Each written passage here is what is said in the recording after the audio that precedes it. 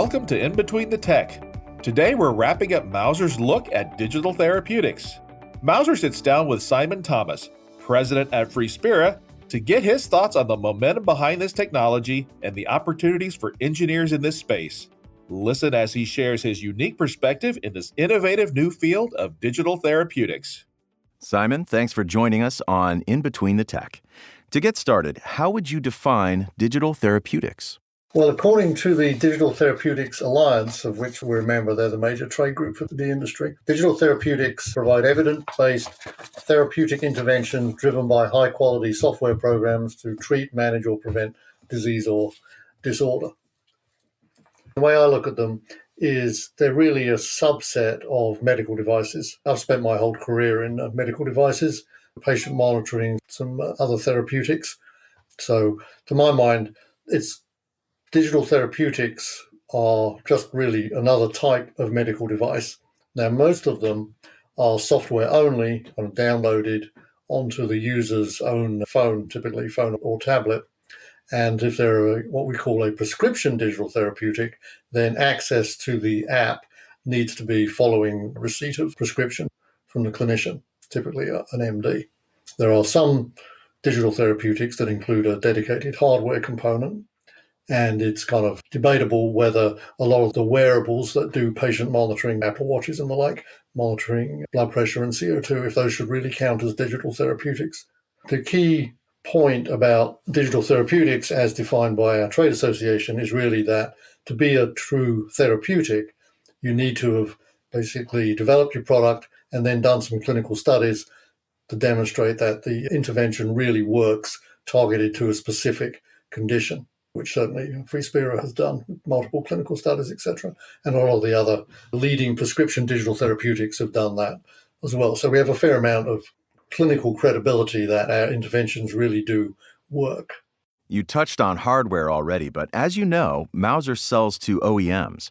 What considerations should hardware engineers keep in mind as they design for digital therapeutics devices? Well, the key is obviously understanding what the customer need is. I mean, that's elementary. But to the extent that there is a hardware component involved in a digital therapeutic solution, then that almost certainly says that's going to be used in the home environment rather than the professional medical environment. So you have to design for home use. And the FDA, again, publishes useful guidance documents on medical devices for home use in terms of, for example, you've got to make sure that bugs and creatures can't get in to any apertures. And also there's a lot of usability and ergonomic features need to be considered once it's being used in the home rather than in a professional medical setting. So really, I'd say that if there is a custom piece of hardware, then figure that it's going to be designed for home use and design accordingly. The other thing is, depending on the model, it may be deployed once to the user and the user then keeps it forever, uses it as they see fit.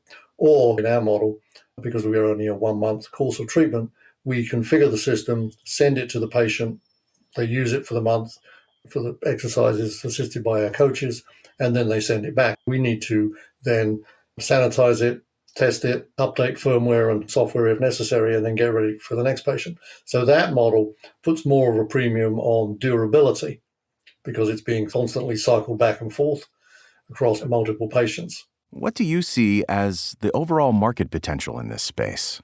Well, the short answer is huge for a couple of different reasons. Digital therapeutics are particularly well suited for treating behavioral health conditions where the existence of the condition can be diagnosed remotely via tele, like we're talking now, and you don't need to go into a clinician office and get poked and prodded for physical testing. There's been, especially post-pandemic, there's been an enormous increase in the need for behavioral health treatments to help a lot of folks who are out there suffering with different conditions. So it's a growing market. Just in our space, we treat panic disorder, panic attacks, and PTSD, and we estimate that to be an $18 billion market. That's not being served particularly well by the currently available solutions, not least due to a lack of providers. Interesting statistic, about 60% of US counties do not have a single psychiatrist within that county. So it's not just for those patients living in those parts of the country. It's not a question of a 3 to 6 month wait to see a psychiatrist. There is none to go see. On the coast, we're a lot more fortunate in that we have more providers, but it's still quite long wait times, and many of them don't take insurance. Access is just an enormous issue for behavioral health challenges that people are dealing with, and digital therapeutics, in my opinion, are uniquely positioned to make a meaningful dent in that problem by both improving access, because they're typically used at home, rather than needing to trek into the physician office or therapist office for sessions. That has advantages because there's still a stigma around getting treatment for mental health conditions, unfortunately. What we hear from our health plan customers is that they're all trying to figure out how to make mental health solutions more accessible, and there's a huge provider shortage. So that's where I think digital therapeutics will have a major role to play over the next decade or so. Our next question is a fill in the blank. Digital therapeutics is the solution for blank.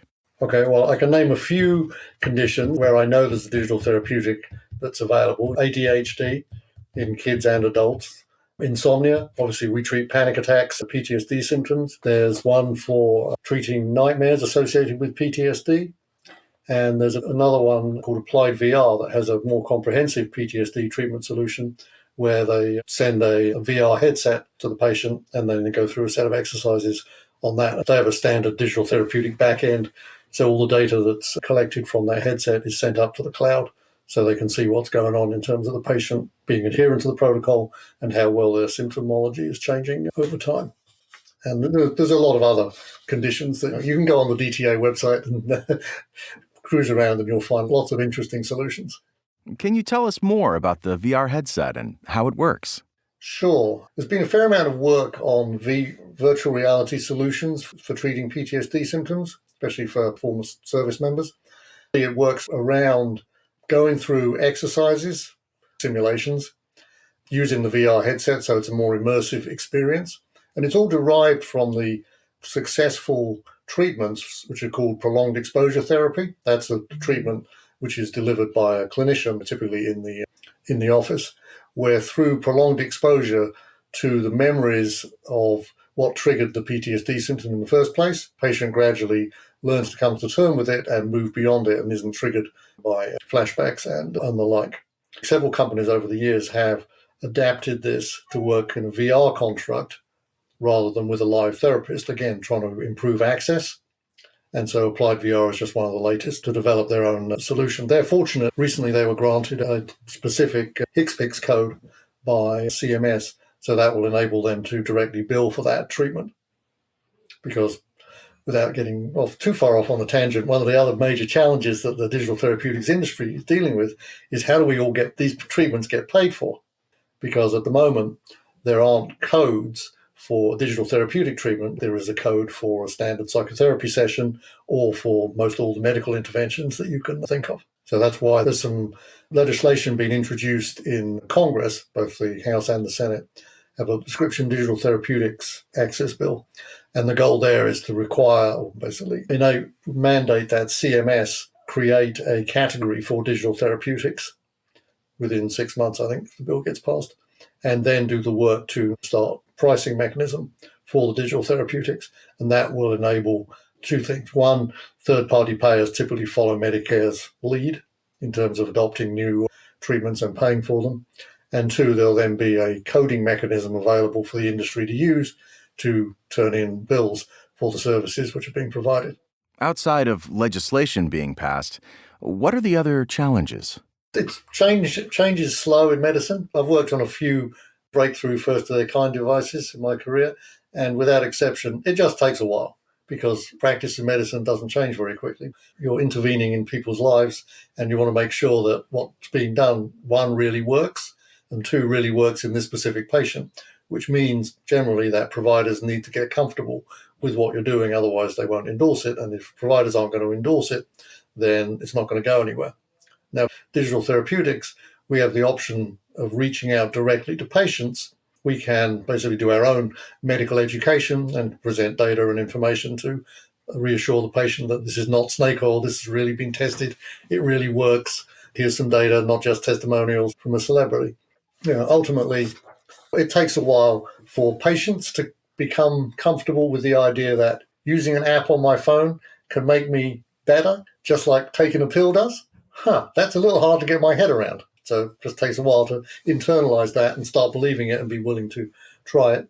Same thing with a provider. So really just awareness, acceptance of this new paradigm for treatments. That's another challenge. And then I already talked about getting paid for the interventions that they're delivered. Tell us how Freespira's CO2 sensor fits into that solution. Sure. So the Freespira solution is interesting. We've been around for a while, and we started out thinking that our solution would actually end up being sold to patients. So that's one reason why we developed our custom CO2 sensor that was at a lower price point than currently commercially available ones. So we tried that for a little bit, explored that, and then realized it wasn't going to work because patients told us that, hey, I'm suffering from panic attacks. The symptoms of those, as you probably know, are mostly physical. So they'd seek treatment for them mostly on the medical side of the healthcare system, not on the behavioral side. That sets up an expectation that if I'm going to see a provider or going to the ER, then insurance is going to cover it. So really to be a credible player in treating a condition which has mostly physical symptoms, it's got to be covered by insurance. Otherwise, it's just not going to be adopted. So that really told us that we needed to start working with insurance companies. So we did that. Eventually got our first contract in 2018 with Highmark Health, which is a big Blues plan on the East Coast, Pennsylvania area. Launched with them through their network of providers. And then kind of leverage that to get additional contracts, a couple of Midwest Medicaid plans, and most recently we just launched with Point 32, which is the Tufts Harvard Pilgrim plan up in Massachusetts. Along the way, started with the Veterans Administration as well, so treated a few hundred vets with very good results. But the key point about our treatment is that patients suffering from panic attacks and PTSD symptoms, many of them suffer from an underlying condition called CO2 hypersensitivity. Over time, they accommodate to this condition by developing a habit of breathing in irregular patterns and in many cases breathing in way too much air for the level of activity. If you breathe kind of over breathing, you'll lower your exhaled CO2. All this is totally unconscious. The patient has no idea what their breathing pattern looks like or how they're breathing. So our CO2 sensor measures their exhaled CO2, which is kind of a surrogate for the volume of air that they're bringing in. If you bring in more air, CO2 goes down and vice versa. So the tablet that we supply preloaded with our app lets the patient visualize their breathing pattern, and so they can see what's going on. And when they're being trained by our coaches, we have a network of coaches who work with the patients. They're not doing therapy, they're really training the patient about what the Freespira treatment is all about. A good way of thinking about them is a Sherpa. They're here to guide the patient along the patient journey. And so they have the patients do some little exercises, breathe fast, see what happens. Breathe slowly, see what happens. Bring in more air, bring in less air. And so the patient can see on the screen what the effect of their breathing pattern is on terms of both the rate and the CO2 level. There was a study out of the UK which attempted to replicate the same kind of breathing protocol that we used, but without the CO2 component, and it didn't work. They didn't show a difference. So you really need, for the Freespira treatment to work, you really do have to have a CO2 measurement, and so that means we need to have custom hardware that provides same. Simon, how did you and Freespira get into digital therapeutics? Well, I'll tell you the Freespira origin story to start because it's very cool. There was a woman called Beth. She lives in Northern California, and she suffered from panic attacks for decades. Pretty debilitating. I mean, I know her well. She tells this story herself. She tried all the usual treatments, meds and psychotherapy-based treatments. Nothing worked. She saw an ad for a clinical study at Stanford, down the road from where she lives, with a new approach for treating panic attacks, which was the protocol that we then incorporated into the Freespira treatment. So she enrolled in that study and went through it, and I quote, "It changed her life. It really made a huge difference in terms of reducing panic attacks almost down to nothing." And so she was obviously a true believer. Her husband, Russ, had been a pretty successful venture capitalist. And so, as you know, many people are living around Silicon Valley, you kind of expect this is a really good idea. Somebody should start a company and make this available. So they waited, Russ and Beth waited around for a bit, expecting somebody to do that. Nobody did. So she decided to do it herself. As is relatively easy in Silicon Valley, you go looking for talent, you can find contract medical device developers, software engineers, and you're really only limited by your own imagination and how much money you can put into the project. She basically started developing what became first generation system, found some consulting regulatory help because this needed a 510K from the FDA. She's a very smart woman, engineering degree out of MIT, but she's never run a med device company before. So Russ and Beth went looking for a founding CEO to come in, run the company, set up the company, and then determine, is there really a market for this, and then what should the go-to-market strategy be? So they hired our founding CEO, Deborah Riesenthal, who started working with the founders in 2013, 10 years ago now. I'd worked with her previously in a couple of other companies, one larger one doing patient monitoring for fetuses, and then a digital therapeutic that we worked on. So she called me and said, hey, this is a really interesting opportunity, interested in joining. At the time I was working for a company doing a in-home kidney dialysis machine. So they went on to be pretty successful, called Onset now. But there was a horrible commute from where I lived. So shall we say I was receptive to alternative offers. So joined FreeSpira as the second employee in 2013. And the reason I thought it was an interesting opportunity was, as I said, I've worked my whole career in medical devices and I kind of understand the ecosystem pretty well from a tech point of view, also clinical studies, data analysis, some go-to-market experience with new devices. But it's all been on the physical medicine side. Never worked in mental health before. So this was a really interesting opportunity to take a medical device that I understand well, basically CO2 measurements, which did that a long time ago and I worked for a couple of other companies, and then apply it to a mental health solution. It was pretty novel to me. I had no awareness that this could even work. But I read the studies, thought they looked reasonable, and thought it was an interesting opportunity to leverage medical device, patient monitoring tech into a totally different area of care. So that's what we did. Any final thoughts to wrap up our conversation on digital therapeutics? It's a really, really exciting piece of the medical device industry that's just getting going. So for Mouser engineers and other people out there, do some research and figure out how you can join the industry and help drive it forward so we can help more patients. We hope you enjoyed this episode of In Between the Tech. This podcast is part of Mouser's in-depth look at digital therapeutics and its impact on both technology and medicine. Explore the entire Empowering Innovation Together offering on this subject with articles, videos, and more at mouser.com/empowering-innovation. AMS OSRAM provides innovative sensing, illumination, and visualization solutions to effectively support engineers. The global leader's unique product offering spans across multiple sectors, including automotive, industrial, healthcare, and more. Learn more by visiting mouser.com/AMS-OSRAM.